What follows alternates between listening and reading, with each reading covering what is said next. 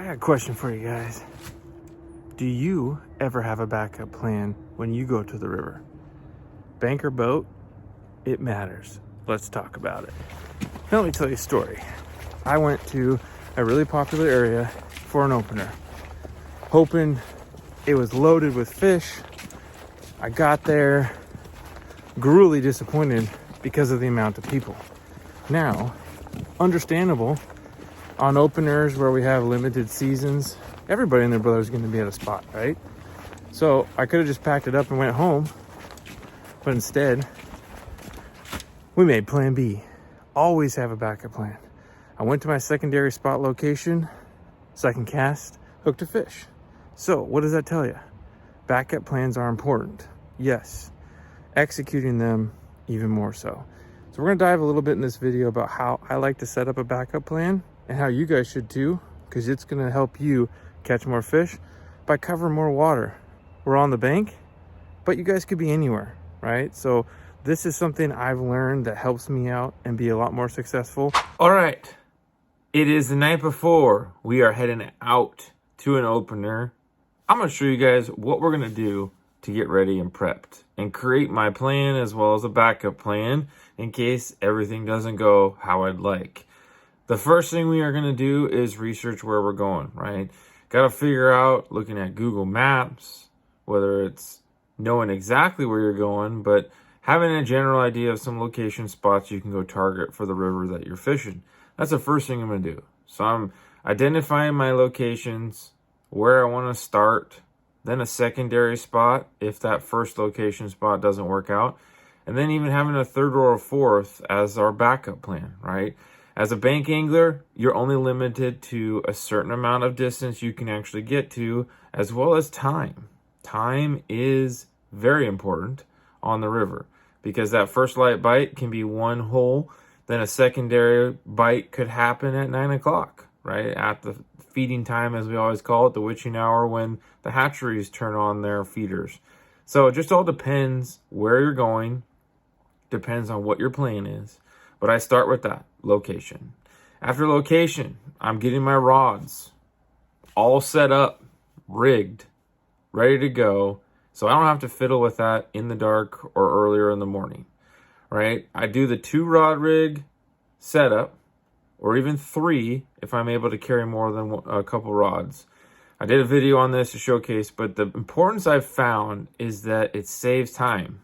I can switch between multiple different setups and not have to worry about tying up. So I have a float rod setup and I have a hardware rod setup. For the most part, especially during the fall, that's all you need. Sometimes having that third can give you a drifting gear setup if you really need to, but a hardware rod, I can switch between spinners, spoons, and twitching jigs, and my floating rod I can utilize for floating eggs, floating shrimp, floating a jig or a worm. Gives you a few different options to utilize and leverage, really. It just saves you time, and more time in the water is more opportunity to catch a fish. That's always the way I've looked at it. So I got my rig set up, right? If I'm going to be fishing spinners, I got a rod for that. Same rod can fish a twitching jig, and I don't have to worry about it, just as I mentioned. So my rods are all rigged. I got my location picked out for the morning. What next? Well, I need to make sure that I have all my gear together. I mean, am I going to be needing a bunch of leader rolls for drifting bait? Am I going to need another set of gear for different stuff, right? Am I going to be out of my boat? Do I need plugs? Okay. It just all depends on the plan of attack. Now, what I'm going to be doing, especially once I have my gear ready to go, I make sure my waders are all prepped, they all together, and one of the most important things after my gear check is I make sure that license is in there and secured. One of the worst feelings you can have is getting to the river and then find out you forgot your license at home, right? I typically always put my license in its own protective sleeve in my wallet because my wallet is never going to leave my person. Very easy to never forget it. So, little tip there. So I got location, I got my rods rigged, I got my gear loaded in my bag, all set by the garage door, ready to grab. Waiters are in their bag. They're ready to go too. Now you just got to go out to the river in the morning, wherever you're going, and start with plan A. Plan A, I'm going to attack the first hole. I'm going to fish it for 20 minutes with this technique. Don't see anything. Switching technique. Leverage everything you can out of that water, right? If everybody around you is fishing float gear and no one's catching stuff on bait, switch it to a jig under a float. If the jigger on the float doesn't work, switch it to a spinner. You might be able to change it up and be able to get one of those fish. But if after a half hour or hour in one spot and no one's catching, maybe it's time to do a move and hit a different hole. Doing so may not only find more active fish in a different area, but then you can always come back to the area that you started in. Some places need more time in the day to warm up that water temperature. Maybe it's a fraction of a degree, but the time of the year that we are in, the frost is now getting on the pumpkins, right? Before we're into Halloween. It is time, sometimes those mornings are really cold and brisk, and it may take a little bit of warming to about midday for those fish to kind of get back into an aggressive mode. Keep that in mind. So that being said, timing of the day can also be an extremely different game plan. Some people like that first light bite, and that by all means can be successful. You don't always have to do that though.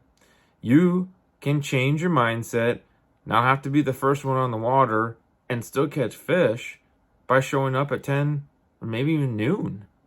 So depend on your availability, because not everybody can get out there either in the morning or in the afternoon. So you just have to figure out, really just get out when you can get out, and then just make the best of it.